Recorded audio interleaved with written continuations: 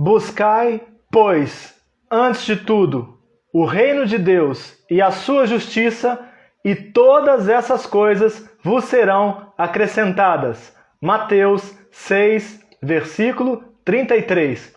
Este é um dos textos que mais me inspira, um dos primeiros textos que eu aprendi e que sempre falou comigo, que sempre me motivou a buscar o reino e buscar compreender e praticar a justiça de Deus.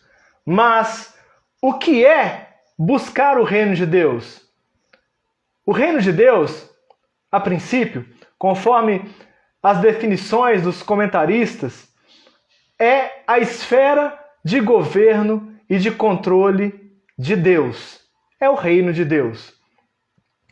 A justiça de Deus é uma justiça que se manifesta de muitas formas. Veremos nessa live algumas delas. E quais são as demais coisas? Quais são essas coisas que seriam acrescentadas em nossas vidas à medida que nós nos engajarmos na busca pelo reino de Deus? O reino de Deus, ele está presente entre nós ou ele ainda virá?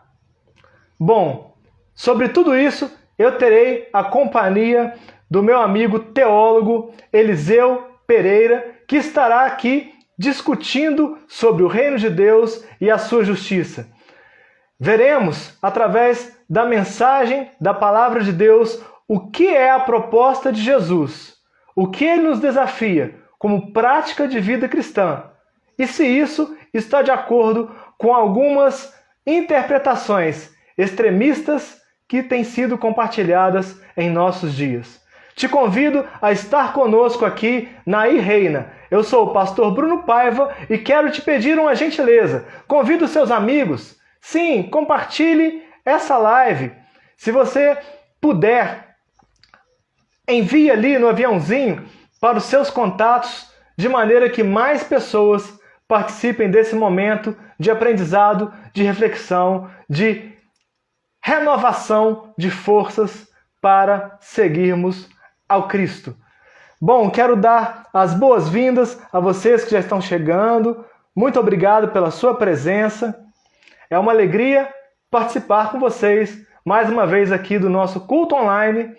E quero também, adiantando neste momento, pedir que você esteja participando das outras atividades da iReina. Nós temos cultos semanalmente, às 19h30, de segunda a sexta, e aos domingos, em 2 horários, 9 da manhã e 19h30. Se envolva, participe, colabore, porque quanto mais nós nos alimentamos, mais nós nos fortalecemos e mais aptos também nós ficamos para colaborar com os outros. Está aqui conosco o meu amigo Eliseu.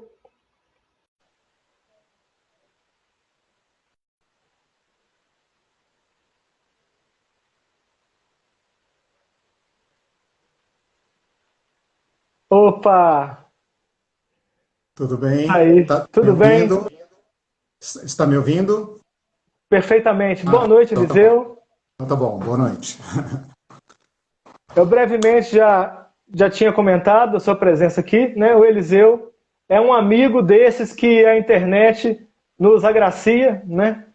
Alguém que eu não tive a oportunidade de conhecer pessoalmente, mas através de interesses afins, a gente acaba se encontrando aí, né? Nesse universo que é a internet, e prontamente se dispôs a compartilhar das suas experiências, dos seus saberes sobre esse assunto aqui conosco. Quero te agradecer em nome de todos os participantes e em nome da Igreja Reina. Olha, Bruno, o prazer é meu, também fico muito feliz. Eu reitero aí as suas palavras, a internet de fato tem sido um instrumento, um meio, né, de união de pensamentos, de saberes, de fé, de comunhão, né? E é uma grande honra, irmão, estar aqui, né? Sinto-me como se estivesse em casa e como se eu te conhecesse há muito tempo. Então é um grande prazer compartilhar contigo. Bom, muito obrigado. Você gostaria de fazer uma breve apresentação? Bom, eu sou Eliseu, sou da área da teologia, sou mestre e doutor em teologia pela PUC, sou evangélico, sou da resistência, sou um cristão, como é que fala? Um cristão peregrino, né? Um cristão que está constantemente aberto a rever o evangelho, que acredita muito na chamada de Jesus Cristo, no caminho que Jesus Cristo abriu, né? Tenho feito a minha contribuição à sociedade, à igreja de um modo geral, através das minhas lives no canal. Vou fazer aqui minha propagandinha, né? Você já colocou ali na chamada, da Teologia Pé no Chão, né? Que tem essa ideia de trazer os assuntos teológicos ao chão da vida, né? Abrir essa perspectiva teológica, especialmente numa terra tão acostumada à religiosidade, ao misticismo, né? E às vezes a religião se torna ou um amuleto ou uma coisa inútil, né?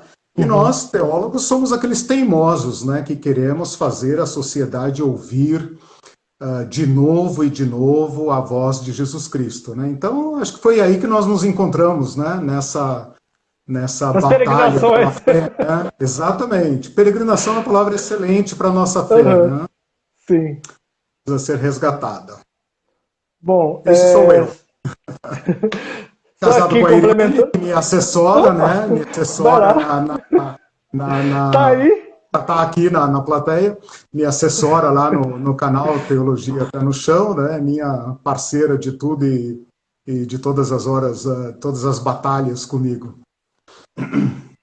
Maravilha, Eliseu. Bom, só reiterando aqui as palavras do Eliseu, vou te tratar pelo nome, viu? Apesar Claro, por de saber favor. que você tem uma bagagem aí infinitamente a mais de experiência, de prática, mas Faço questão. é, eu queria colocar aqui para os amigos a importância de termos uma teologia crítica, né? Porque, como se diz aí, né?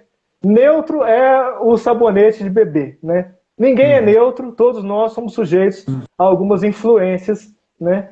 E aquilo que nós temos de conhecimento, nós precisamos aplicá-lo com um viés libertário, com um viés esclarecedor, né? O movimento de Lutero foi nesse sentido, de colocar a palavra de Deus nas mãos do povo, né?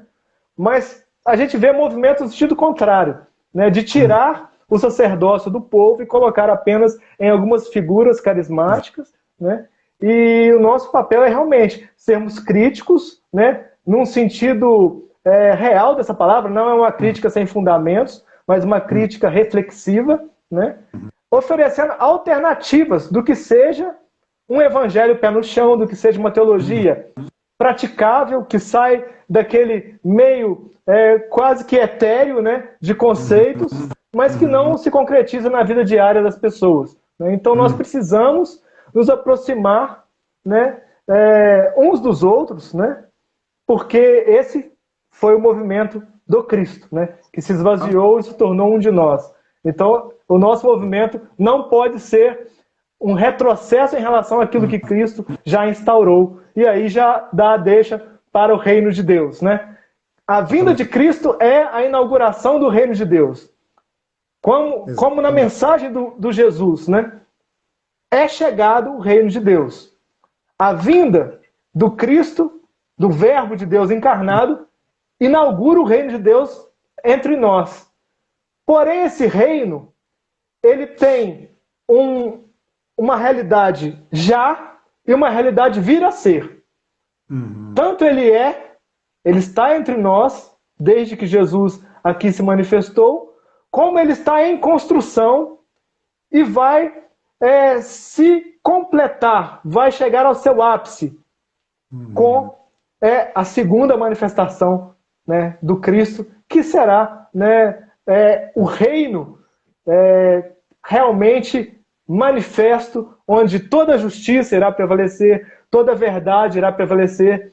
Então, nós nem podemos ser omissos no sentido de não fazermos algo para que esse reino venha, né? Porque cabe algo a nós em termos de construção até que ele venha, como também nós não podemos ter uma ideia fantasiosa de que esse reino já está na prática totalmente estabelecido, uma vez que a injustiça impera, a impiedade impera, né? Senão isso vai nos levar a um movimento de questionar se Deus está realmente governando. Se Deus está governando, por que a injustiça? Por que a mentira? Né? Então, a plenitude virá. Né?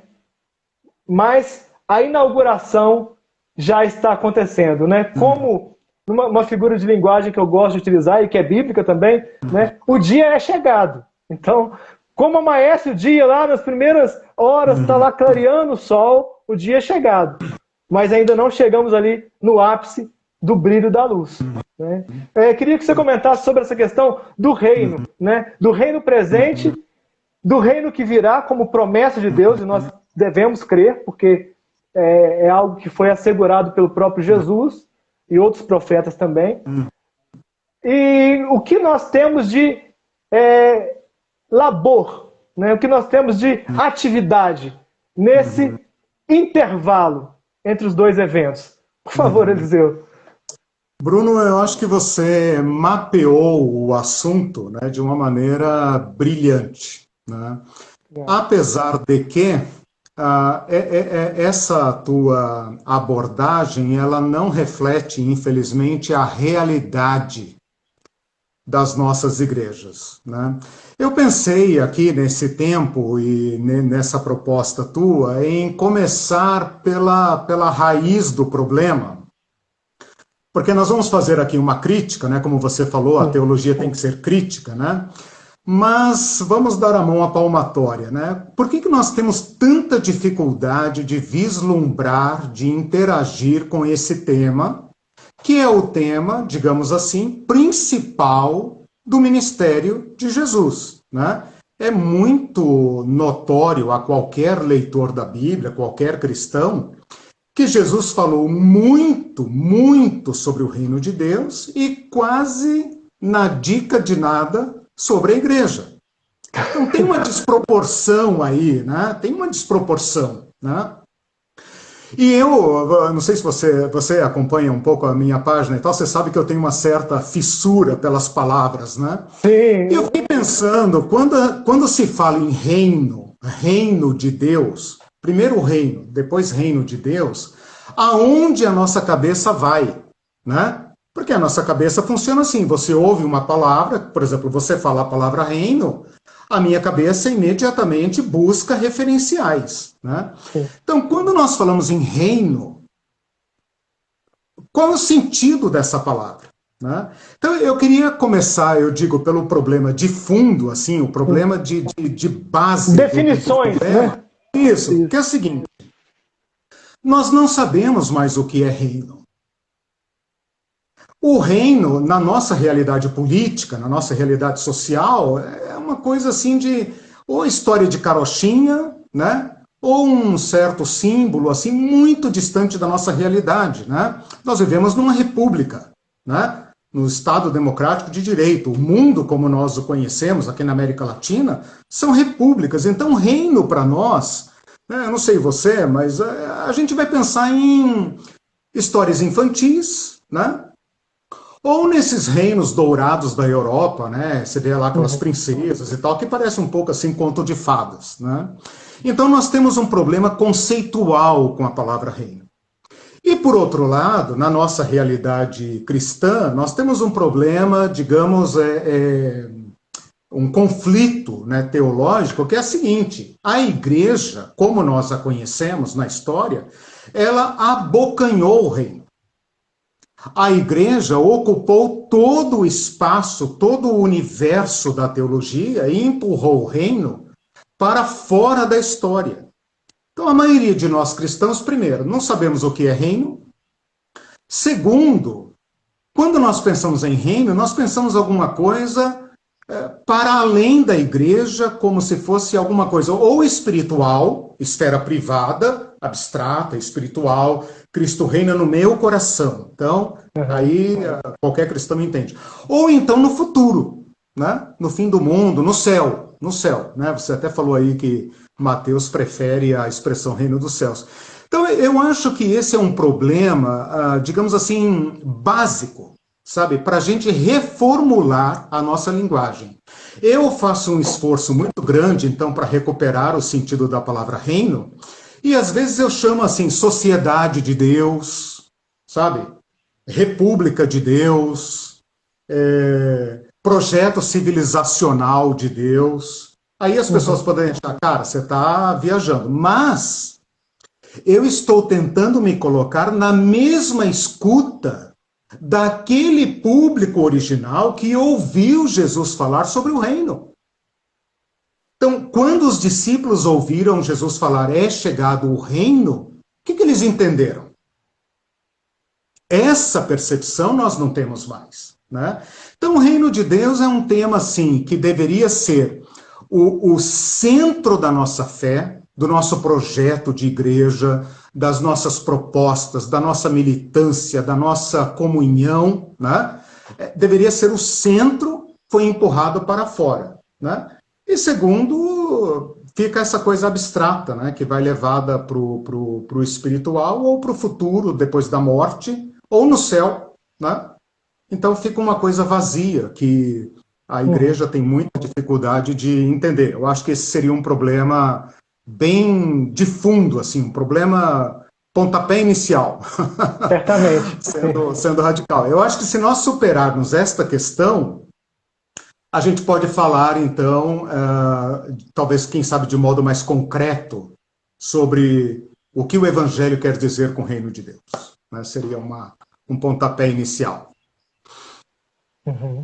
Bom, perfeita abordagem nessa questão da etimologia das palavras, é algo que eu sempre estou acompanhando, curto bastante, né? E a gente buscar a origem nos ajuda a entender, né? Qual a discrepância do que se tornou hoje, né? Então, e absorver o que há de original, né? Como você colocou aí, a questão de nós procurarmos compreender o que essa mensagem significou para o público ouvinte, para aqueles que estavam ali, né, escutando diretamente de Jesus a mensagem, e o que isso pode ser aplicável para as nossas vidas, no nosso contexto. Então, esses dois movimentos, eles são necessários, porque, do contrário, nós ficaremos deslocados no tempo e no espaço, tendo uma mensagem que não concorda com a nossa vivência, né? Então, fica bipartido essa fé. E essa questão de definir, então, é primaz. E uma coisa que eu queria trazer aqui, né, dentro dessa questão do Evangelho sendo a mensagem de Jesus, o Evangelho que significa boas novas, né? Muito mais interessante, inclusive, falar de boas novas do que de gospel no contexto hoje, porque gospel se tornou, né, uma distorção muito grande do que é a mensagem do Cristo, né? E essas boas novas são boas novas de Deus que vêm ao nosso encontro, nos fazendo o convite para participarmos do seu reino.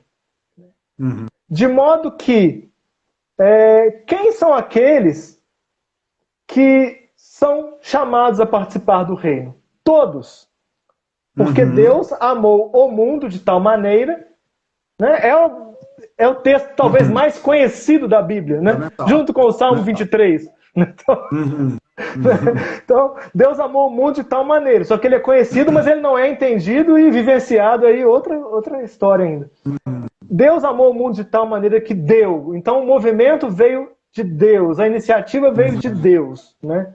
Deus veio ao nosso encontro através da pessoa do seu Filho, amando-nos de tal maneira, uma maneira que o escritor João não conseguiu definir.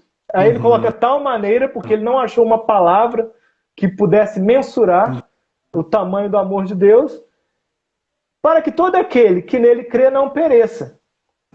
Então, todos são chamados a participar desse reino, né? Antes, no contexto do Antigo Testamento, era comum se compreender o reino de Deus ou o povo de Deus como Israel. Era a noção que se tinha, né? O rei de Israel, o ungido, era aquele que representava ali o governo de Deus na terra. Os profetas representavam o governo de Deus na terra. E tudo isso é um tempo que existiu na história humana em que Deus vai interagindo conosco e trazendo uma revelação progressiva até chegar ao ápice, que é quando ele envia o próprio Filho, né? Então, era compreendido como povo de Deus, o povo de Israel, o povo da aliança, né? Desde os patriarcas, aí vem a instauração da lei e por aí vai. Porém, no contexto do Novo Testamento, daí é tão interessante a gente conhecer a realidade histórica e entender que ali é um marco de um novo tempo, né? Onde o povo de Deus não é mais Israel. O povo de Deus não é uma etnia, o povo de Deus não é uma nação, o povo de Deus é humanidade. Deus amou o ser humano, todos. Né? Então o reino, as portas do reino são abertas a todos. E para participarmos desse reino, há uma condição única. Não há uma lista de centenas de exigências. Há uma condição única, que é pertencer a Cristo. Aquele que pertence ao rei é cidadão do reino. E esse pertencimento, ele depende unicamente de um aceite do ser humano. Né? Porque a oferta está posta, a mesa está preparada, o convite foi distribuído. Né? Venham cear comigo. Então qualquer um, seja qual for, que aceite, se torna um cidadão do reino. Então, isso parte para uma mensagem inclusiva, e por isso que o Evangelho é boa nova. Por isso que é uma boa notícia. Porque abre-se a porta de salvação para todos. Né? Então, eu queria que você dialogasse sobre essas duas questões bases. A diferença do que era Deus tratando com uma nação e tendo um povo exclusivo, e agora o povo de Deus se tornando todos aqueles que receberam a sua graça e acreditaram na sua oferta através de Jesus. Né? E fazendo essa comparação de dois momentos, queria que você também elaborasse um pouco melhor essa questão de quais são as condições para nós participarmos do reino e como que nós devemos, como cidadãos do reino, expressar nossa lealdade né, ao reino ao qual pertencemos. Não sei se ficou muito claro o que eu quis perguntar. Não, vamos lá. Eu acho, Bruno, que nós estamos tocando em pontos fundamentais da vida humana. Né? São fundamentais do Evangelho, mas são fundamentais da vida humana. Ou seja, o que está em questão aqui é como cada ser humano, cada sociedade se organiza, qual é o projeto de vida, o que nós queremos realizar. Né? Eu queria partir lá de onde você falou, do povo de Israel, pelo seguinte. A gente pode ler o Antigo Testamento com um certo olhar, étnico, nacionalista, né? Mas eu avento a possibilidade de que essa é uma distorção que ocorre ao longo da história do Antigo Testamento. A promessa de Deus de redimir a humanidade, ela está lá nos primórdios, lá nos primeiros pais, né? E ela é afiançada com Abraão para incluir todos os povos. Né? O projeto da monarquia do povo de Israel é um anteprojeto. Deus nunca pretendeu que o povo de Israel fosse uma monarquia. Então, por mais que a gente veja ali a instituição do reino, Davi, aquela coisa toda, Salomão, Este é uma concessão de Deus ao desejo do povo de se tornar semelhante aos outros projetos nacionais, que são imperiais. Então, quando o povo de Israel fala, não queremos que o Senhor reine sobre nós, queremos ser um povo como outro qualquer, eles estão dizendo, nós queremos aderir ao projeto imperialista, nós queremos ser como o Egito, nós queremos ser como Babilônia. Né? Então, o projeto a monarquia, né, a monarquia do povo de Israel no Antigo Testamento é um fracasso. Eu proponho hoje a leitura do Antigo Testamento como sendo a história de um fracasso. Né? Você tem aquele primeiro rei que é uma tragédia, que é o rei Saul, o Davi, que é um tipo de anti-rei, né? Ele é um rei, mas ele não é do perfil típico de um rei, ele é poeta, ele ama a Deus, ele prefere o culto, né? Comete lá seus excessos bélicos e tal, porque é do modelo do poder, a violência, né? Mas feita essa, digamos, essa transição ali entre Davi e Salomão, o reino é uma decadência total. E é desse fracasso que nasce de novo a história do novo reino. Então, quando Jesus fala é chegado o reino, a gente estava dizendo agora há pouco, né? Como que o público original entendeu? Quando Jesus falou é chegado o reino, eles só podiam entender isso como o reino verdadeiro agora. O reino que vai substituir aquele reino fracassado de Davi. Porque o reino de Davi acabou. Para todos os efeitos, foram para o exílio e acabou. Né? Então, os judeus esperavam a restauração de um reino. Né? Jesus Cristo pega esta esperança e aí entra essa virada que você colocou. Né? Ele capta essa esperança do povo judeu e ele a converte na esperança dos povos. Então, esse é um assunto fundamental, né? Porque qual é a nossa utopia hoje? Se a gente parar para pensar no Brasil, para onde caminha o Brasil? Que civilização queremos construir? Né? O que nós temos em mente para daqui 20 anos, 30 anos, 50 anos? Qual é o nosso projeto civilizacional? O Ocidente, que esperança tem o Ocidente? Que esperança tem a China, a Rússia, a África, a Ásia? Né? Então, a proposta de Cristo, ela vem, você mencionou aí boas novas, né? Ela vem como boas novas porque ela só é boas novas na medida em que ela encontra e responde ao nosso problema humano, comunitário, social. Então perceba que quando a igreja não entende seu papel, ela empurra o reino para fora e ela se torna um império ao lado de outros, que é o que a igreja tem se tornado ao longo da história, né? Basta pegar a igreja medieval e as nossas pequenas igrejas hoje, cada uma delas querendo ser um certo império, né? Nossas igrejas são quase que uma réplica do império, né? Quando você fala qual é a opção para entrar nesse reino, eu diria, dentro dessa narrativa que eu estou fazendo, eu diria assim, é abandonar o projeto fracassado. Cada ser humano tem que entender que não existe utopia. Não existe utopia. Todos nós fracassamos. Esse é o ponto. Todos os projetos humanos fracassaram. Se o povo do século passado, do século XVIII, o iluminismo, tal, tinha alguma ilusão, bom, vamos fazer concessões a eles. Nós, do século XX e XXI, não temos direito a utopias. Então eu acho que nós estamos assim numa crise, entende?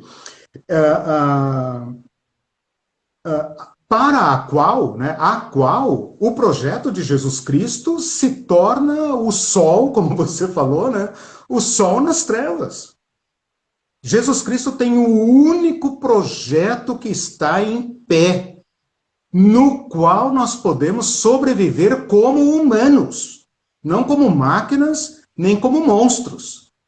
Mas na nossa verdadeira humanidade, é por isso que eu trabalho teologia pé no chão, entende? Porque eu quero dialogar com esses projetos que estão aí. né? Então, às vezes, você colocou na nossa conversa, né, a questão da política e tal, né? Então, entende, Bruno? Eu quero colocar o desafio de Jesus Cristo para a sociedade, Uhum. entendeu? E acho que nós estamos maduros para esse encontro, né? Então, quando você fala dessa transição entre um Deus nacional para um Deus dos povos, para um Deus da humanidade, quando você fala de condição, eu hoje, assim, estou tentando dialogar nesses termos, entende? Qual é a condição para entrar no reino de Deus? Desistir do projeto do império. O Isso. projeto do império é morte. É morte. Não tem lugar para todo mundo. Ele tem morte para todos, de César ao escravo lá que se esconde atrás do monte. Esse é o projeto do império. Não tem saída. Jesus Cristo está fincado no meio da história para dizer: o reino de Deus chegou. Quem quiser, Isso. que entre nele. Mas é necessário desistir do projeto da violência, do projeto da força, do projeto de Mamon, do projeto da destruição, do projeto da morte. Né? Eu sei que a igreja tem uma forma mais gospélica de dizer isso, né? Não, mas é exatamente Mas isso. É. como a igreja está com dificuldades de expressar a sua mensagem, eu prefiro colocar assim, numa forma a colocar a proposta de Cristo frente ao ser humano. Entende? Se não, é religião. Aí tem várias, né? Tem várias, né? É só E um passatempo, um placebo, digamos assim, né? verdade, né? Na verdade, Se torna ópio, né? Como disse aí um teórico óbvio. muito famoso, né? Exatamente, exatamente. Os cristãos detestam que ele tenha feito essa crítica, mas honestamente nós somos obrigados a admitir que a religião tem sido usada como um ópio, um narcotizante para que as pessoas suportem as angústias da vida sem romper com a política da morte. Né? São placebos. Né? São placebos. Aguente tudo, o reino de Deus virá no futuro, depois que você morrer, né? Tal, aqui você pode ser miserável, não ter água, não ter salário, etc., ser explorado e tal. Aguente firme, meu amigo. Depois da morte, tudo será dourado, maravilhoso, você vai ter mansões, etc., etc., entende? Então, essa mensagem não é a mensagem de Jesus. Não, Né? enquanto Eu isso, sei né, que a os reina. líderes têm mansões aqui, né? Exatamente. Aí você tocou no ponto. As igrejas se tornaram réplicas do império. E quando elas se tornam réplicas do império, elas se tornam mais perigosas do que o império. O Bonhoeffer fala isso. Aquilo que nós chamamos de mal, que é descaradamente mal, às vezes é inocente. Entende? Mas aquilo que vem revestido de piedade, ali está o perigo. Ali está o grande perigo. Né? Então a igreja corre um grande risco de ser traidora de Jesus Cristo. Né? Traidora de Jesus Cristo. Por isso essa tua temática é da maior importância. Né? É uma crítica que você está propondo aí ao debate que é urgente. É urgente. Né? Sim, e primeiro nós fazemos a nossa autoavaliação, né? Esse que é o ponto. Nós não chegamos Sim, apenas dizendo, olha, precisa mudar. Nós também olhamos para dentro e percebemos, olha, sim. temos movimentos a serem feitos, mudanças que precisam acontecer, né? Mas é necessário que a gente alerte, porque Uhum. muitos parecem anestesiados e não percebendo o que está acontecendo à nossa Exatamente. volta, né? Então, primeiramente, entender como fracasso, né? Fazendo um recorte da sua fala, Uhum. nós fracassamos, enquanto humanidade, nós fracassamos, basta olhar os Uhum. resultados. Há Uhum. pessoas aos milhares morrendo de fome e Uhum. alimentos se perdendo. Então nós fracassamos Uhum. enquanto civilização humana. Nós fracassamos. Uhum. Nós percebemos essa guerra pelo poder, né? Inclusive na igreja, que deveria ser, né, representante de Cristo, sacerdócio real, né, como Pedro ali escreve, nós deixamos, em grande parte, de ser isso e nos tornamos mais parecidos com uma besta, né, que é aquela que se une ao poder político, né, as duas bestas lá do Apocalipse, uma vem da água, das nações, outra vem da terra, né, com aspas de santa, e é a religião atrelada ao poder político, uma mancomunada com a outra, enquanto isso o povo está sendo explorado, o povo está roubado, o povo está sendo defraudado em seus direitos, em sua dignidade. E aí eu vou pegar esse gancho para trazer aqui uma questão. O evangelho da salvação e o evangelho da justiça social, eles são dois evangelhos, Eliseu? Ou eles são uma mesma mensagem com duas faces? Eu gostei dessa tua provocação, porque eu me senti tentado a responder o seguinte: é a mesma face. Eu não quero, eu tô tão irritado com essa guerra tribal aí, fratricida da igreja, né? Que eu estou querendo dizer o seguinte: é um evangelho só. É um só. Né? É um evangelho só, é isso que a igreja, desde os anos 70, vem chamando de missão integral, né? E causa um frisson aí nos nossos irmãos, né? Como se nós tivéssemos o direito de particionar o evangelho de Jesus Cristo em partes, né? E esse missão integral evangelho de esquerda, ó, cuidado! Esse evangelho particionado, ele se torna um instrumento narcotizante. Né? Ele dociliza a igreja, ele domestica a igreja para esse reino da besta que está aí, né? E ele trai o evangelho de Jesus Cristo. Então, Bruno, quando você coloca essa questão do evangelho da salvação, né, ou evangelho da justiça social, veja, o Bonhoeffer, ele diz o seguinte, né, que nós nos encontramos em estado de decadência, né? Nós nos encontramos no meio, ou seja, nós perdemos o acesso ao nosso princípio, aquilo que nos dá sentido, e nós perdemos também o destino. Então a humanidade é uma humanidade, digamos, errática, né? Ela está no meio. Nesse sentido, nós vemos tudo dividido, entende? Nós somos seres fragmentados, não reconciliados, e a nossa tendência é fraturar tudo. Então nós fraturamos até a mensagem da salvação. Quando o evangelho de Jesus Cristo é o evangelho, de acordo com as palavras de Paulo, né, o evangelho da reconciliação. Então, se o evangelho são as boas novas, como você nos lembrou no início, e ele não responde às minhas questões, então ele não são boas novas de forma nenhuma. Ele tem que responder todas as minhas questões. Senão a gente vai ter que perguntar igual João Batista: és tu mesmo ou aguardamos outro? Né? Teremos que receber outro evangelho, quer dizer, nós vamos viver o evangelho do céu, mas para as questões práticas nós vamos precisar de outras filosofias, outras ideologias.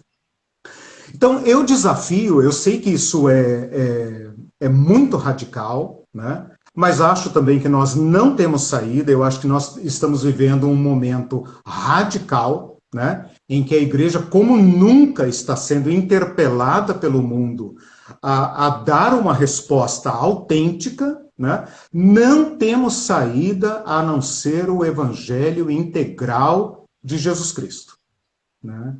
É pão, é roupa, é água, é salvação, é paz, é reconciliação integral. Ou então não é coisa nenhuma. Ou então o evangelho pode ser colocado ao lado dos placebos, né? E tantos outros da humanidade que mantêm os povos domesticados sem reagir à agressão do império.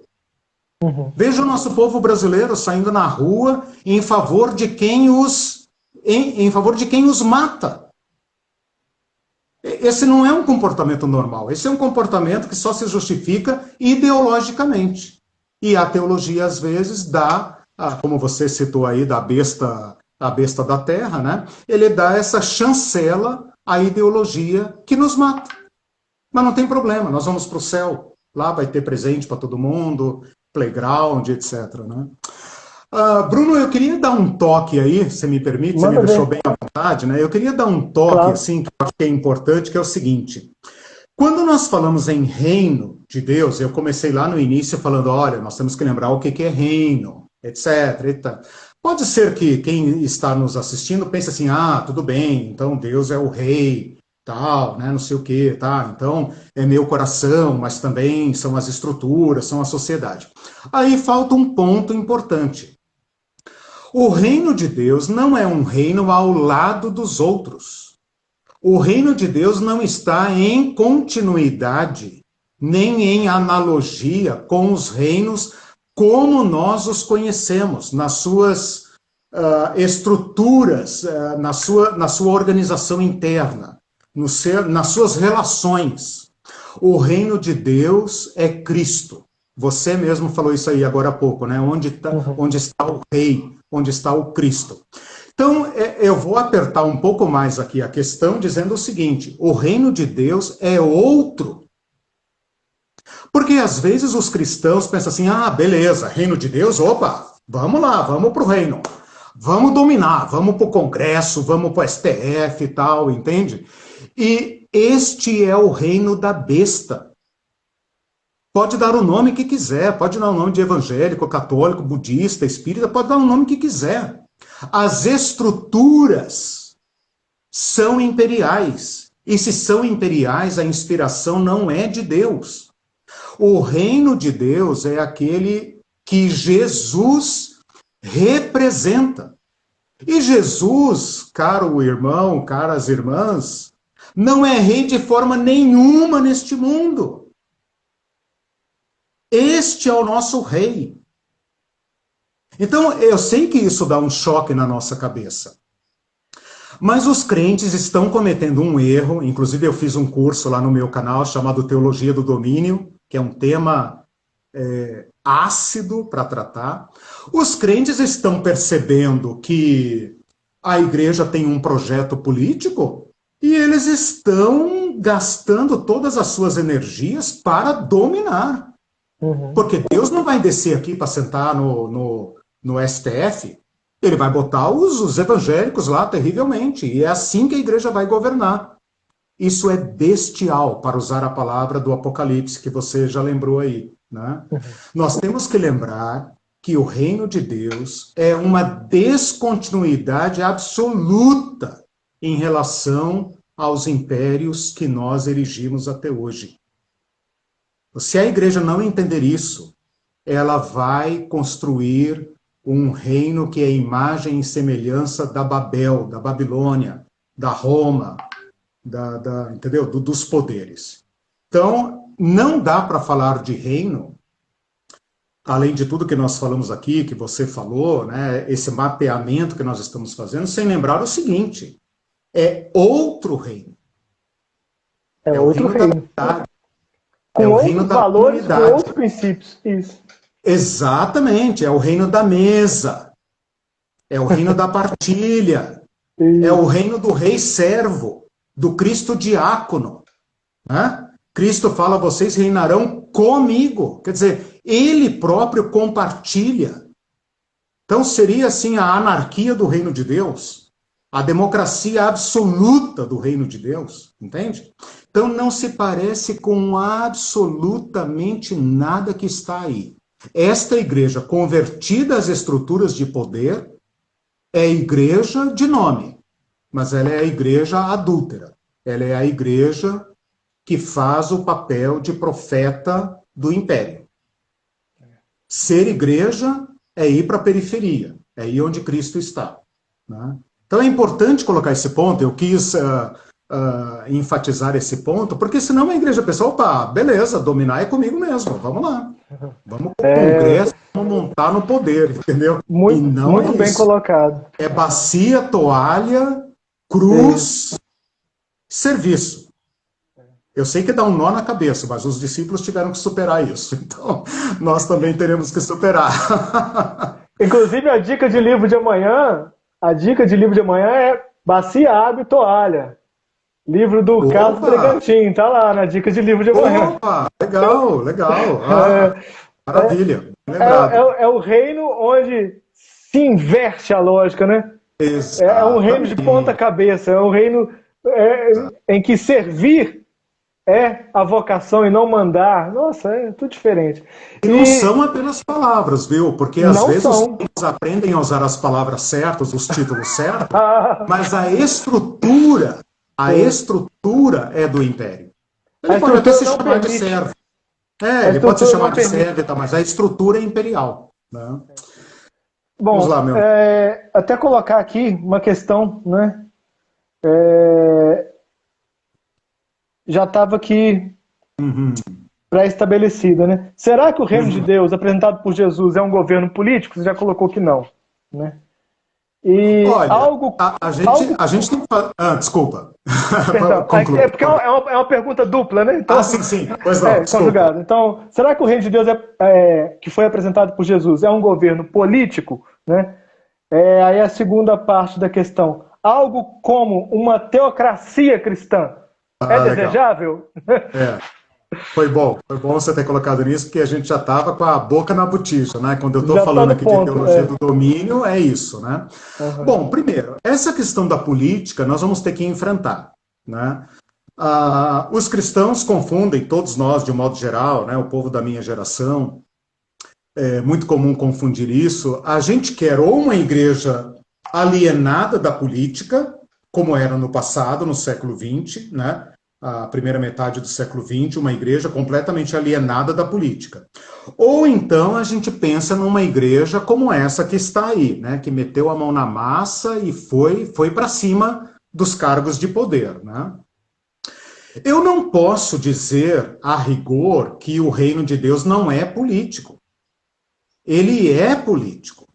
Ele não é apenas político. Por que ele tem que ser político? Bom, primeiro porque reino é uma palavra política. Se a gente se colocar aqui na sandália daquela primeira audiência de Jesus, que ouviu ele falando em reino, era impossível pensar numa coisa diferente do que é a esfera política. Né? Pô, Uhum. reino de Herodes, reino de Roma, reino da Síria, reino não sei da onde, reino de Deus.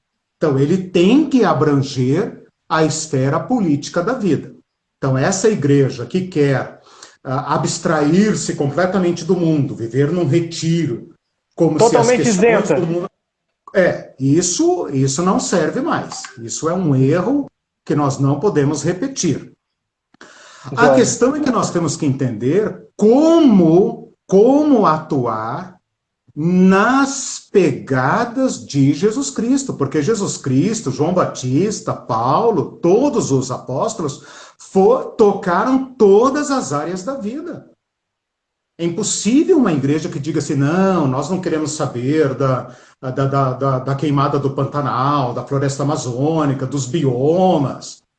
Nós não queremos saber disso. Tipo assim, estamos agora em racionamento de água, né? Aqui em Curitiba eu vivo numa região de águas. Moro aqui há 20 anos, nunca tínhamos tido racionamento. Estamos tendo racionamento há alguns meses já, né? Não, a igreja não tem nada a ver com isso. O problema da igreja é ganhar almas para o reino, para o céu, né? Não, esse tipo de alienação é traição a Jesus Cristo. A igreja tem que se interessar por tudo que importa ao ser humano. Porque Cristo se importou com todas as esferas do ser humano. A diferença é como a igreja faz isso. Ela não Perfeito. usa o Estado, né? Ela denuncia, ela critica, ela demanda, ela organiza, ela age, né? Eu sei que vocês aí da Reina têm uma experiência muito rica nesse sentido. Então é isso, a igreja vai ter que aprender qual o seu papel na política, né? Não é união entre igreja e Estado, não é domínio da igreja sobre o Estado, né? Nem vice-versa, o Estado dominando a igreja, né? Mas a igreja tem um mandato de Jesus Cristo para agir na sociedade, né? E isso tem que ficar muito claro. A teocracia, meu irmão, e todos que nos ouvem, eu quero chutar na canela. A teocracia é um horror. A teocracia, a rigor, nunca existiu. Eu não sei se os cristãos sabem, mas a Bíblia não fala de teocracia. Não existe teocracia. Teocracia é o governo de Deus, como o próprio nome diz, governo de Deus. Mas Deus não governa. Ele governa através dos seus emissários. Portanto, nunca é um governo de Deus. É o governo, digamos, dos ungidos, dos sacerdotes, dos escolhidos de Deus, dos messias, né? Então, essa história de teocracia é uma falácia. Esse termo, só para dar aqui uma pitada etimológica, esse termo foi criado por Flávio Joséfo no século I para justificar a história do povo judeu perante Roma. Então, retroativamente, ele quis dizer que o povo de Israel era governado por Deus. Mas isso é falso. O povo de Israel era governado pelas leis. E as leis eram uma aliança. E todos os governos antigos se alicerçavam em Deus. Então, o povo de Israel não fez nada mais do que buscar uma aliança justa, né? E eles, claro, adotaram a lei de Deus para ser o povo justo, mas não existe teocracia.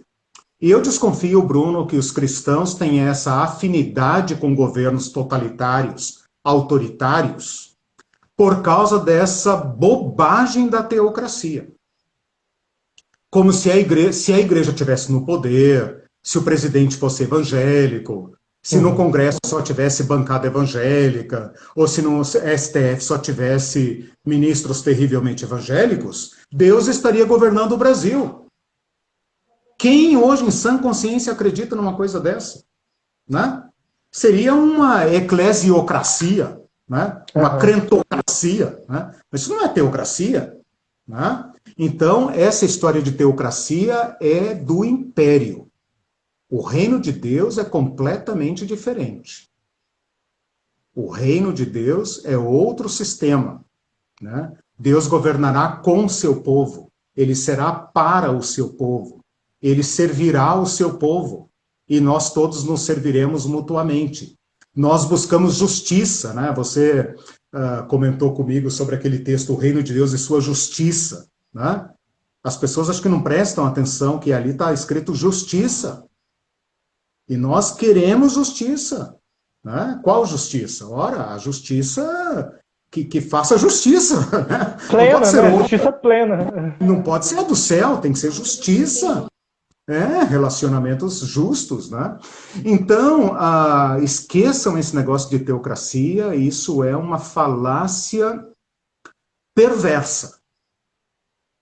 É um termo tão estranho que foi criado artificialmente para justificar um modo de ser. Então, quem hoje fala em teocracia, na verdade está querendo legitimar seu domínio em Deus. Tipo, eu sou ungido de Deus, levantado por Deus, escolhido por Deus. Cuidado, eu já desconfio de imediato. Qualquer pessoa que hoje queira exercer o governo e use o nome de Deus, eu acho olho vivo. Chuta que é laço, como se dizia, né? Chuta que é laço. Uma teocracia evangélica, ela é tão nociva como uma teocracia do Talibã, por exemplo. Né? Mas claro, porque exclui todos os diferentes, exatamente. Domina pela força, pela violência. É inevitável. Enfim, é inevitável. A lógica do poder inclui violência. Não há exercício de poder sem violência. Por isso que eu disse que o projeto de Jesus é único. Né? Porque Jesus, no projeto de Jesus, não cabe a violência, a não ser a violência que ele sofreu. É totalmente diferente. De forma vicária por nós. Totalmente diferente. Então tem cristãos aí agora defendendo armamento da população civil, defendendo métodos violentos. Eles querem um aparato do Estado para defender suas crenças. Isso é traição a Jesus Cristo. Prática de tortura, prática de dominação, autoritarismo e tantas outras coisas, exclusão do diferente, privação de direitos, e são tantas coisas que se a gente for fazer uma lista, né? Você e a lembrou gente bem, vendo isso, o Talibã está aí para não nos deixar mentir, você lembrou muito então, bem. não vamos repetir o erro, né, do outro. Né? Claro. E só colocando aqui, não é nada desejável um modelo desse de governo, né? A não ser desejável para quem se beneficia com ele, Claro, que é uma minoria. Com certeza. E nós precisamos defender pautas da justiça, pautas da inclusão, pautas dos direitos, pautas da solidariedade, né? Lembrando que a justiça pretendida nessa fala de Jesus não é a justiça da vingança, não é a justiça feita pela força, pelo aparato, né? Como você disse aí, do Estado violentamente ou de grupos, né? Armados para fazer uma justiça que não é justa, é vingança. É aniquilação do outro, é imposição do seu modo de crer e de viver. Então, isso não é a justiça. A justiça, ela é, primeiramente, imparcial. A justiça de Deus, ela é imparcial. A gente não tem tempo para discorrer sobre isso, mas dentre os atributos de Deus, o caráter de Deus está ali. Deus é justo. Então, a justiça dele é imutável. Ele não faz acepção de pessoas. Ele não vai favorecer alguém por ser crente, né? E prejudicar o outro por não ser crente, cometendo uma injustiça, porque isso não combina com o caráter divino. E muitas vezes a gente confunde a justiça de Deus com a justiça própria também. E aí eu trago de volta a questão do fracasso que você comentou. Fracassamos como projeto civilizatório e fracassamos no plano individual também, porque todos somos pecadores. Isso é taxativo no Evangelho. Tem coisas que são emblemáticas. Então todos pecaram, destituídos foram da glória de Deus, sendo justificados não por si mesmos, mas por Cristo. Né? Então nós recebemos dessa justiça que vem de Deus. Então a justiça de Deus, ela é uma justiça que acolhe, é uma justiça que nos cura, nos limpa, nos restaura, nos reintegra. Né? Então a justiça de Deus não é só uma justiça punitiva, é uma justiça também de restauração do ser humano, da vida humana. Então buscar a justiça de Deus inclui isso. Inclui, como você mencionou também há tempos ali atrás, é levar o pão ao faminto, é a justiça de Deus. E mais até do que a assistência que nós, né, procuramos fazer, nós temos aqui o projeto Eu Escolhi Amar, na Igreja Reina, outras comunidades têm projetos maravilhosos, mas mais ainda dessa assistência que nós fazemos, que é na verdade um socorro, é buscar que haja uma justiça social, onde não apenas a assistência aconteça, mas o direito, a equidade se estabeleça. Então, buscar a justiça do reino é buscar isso. É buscar não só para si, mas é buscar para o outro. Ainda que esse outro seja o diferente, o da outra crença, o da outra etnia, né, o da outra posição política, e por aí vai. Então, a justiça de Deus, eu acredito que ela é muito além da justiça humana, né? E trazendo as palavras de Jesus, né? Se a vossa justiça não excederem muito a justiça dos escribas e dos fariseus, de modo nenhum entrareis no reino dos céus, né? Quem disse isso foi o Cristo, né? Então, a justiça do religioso não basta perante os olhos de Deus. Talvez a justiça até do não religioso, mas que se importa com a igualdade, seja mais aceita do que daquele. Porque os fariseus, eles eram exemplos na aparência, mas no seu interior tinha cobiça, tinha inveja, tinha toda sorte de maldades. Então, que nós possamos procurar uma justiça que aconteça no nosso interior e brote, alcançando a nossa comunidade, né? Porque o plano de Deus não é de salvação individual apenas. O plano de Deus é de salvação humana. Eliseu, suas considerações, de tudo. Isso, Irmão, eles façam novas todas as coisas. pois é, as suas palavras agora aí sobre justiça aqueceram meu coração, né? É maravilhoso. Glória a Você Deus. acabou de dizer que a fé não é individual, né? Eu tenho buscado e tenho recebido muito isso, sabe, de ouvir outros, né, proclamando a justiça de Deus, como isso aquece o nosso coração, né?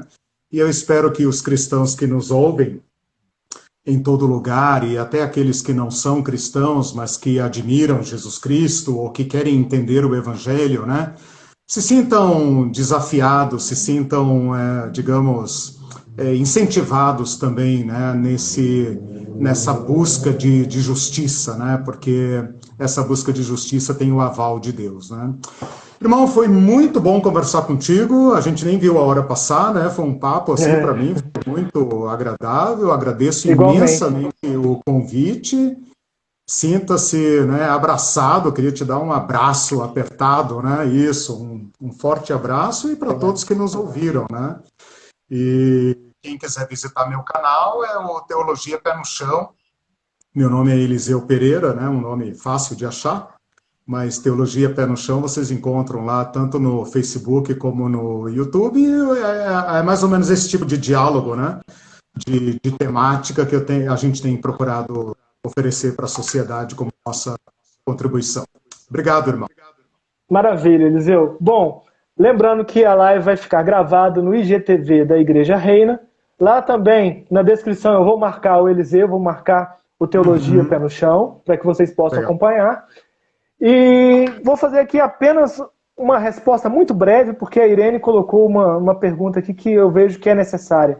A gente, né, ela fez um comentário que é necessário. Esposa, ela tá participando, então. É necessário, tem coisa que a gente não pode já passar. Olha, defender pautas de direitos e inclusão pode facilmente ser confundido com comunismo.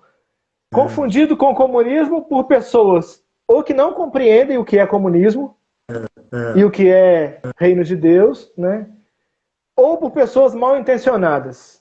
Ou a pessoa não entende realmente, né? E aí a gente dá um desconto porque ela não tem o conhecimento. Ou a pessoa é realmente mal intencionada, ela liga, conecta comunismo, esquerdismo ou qualquer outro ismo com aquilo que é basicamente direito, justiça, igualdade, que são valores humanos universais, né, de todos. Né? Foi citado agora há pouco a questão da missão integral da igreja, né? Teologia da missão integral. Um dos expoentes dessa teologia foi o pastor John Stott, grande teólogo, né? Britânico, conselheiro da rainha, né? Pensar que Stott era comunista parece que é uma coisa totalmente absurda. Então, defender igualdade, defender direitos, né, passa longe de comunismo. Na verdade, é muito mais uma visão, uma perspectiva humana, né, de igualdade, amor ao próximo, e combina com o que Jesus ensinou. Bom, forte abraço para todos. Muito obrigado pela sua presença. Continue nos seguindo na Reina. Deus abençoe. Tchau. Tchau para todos.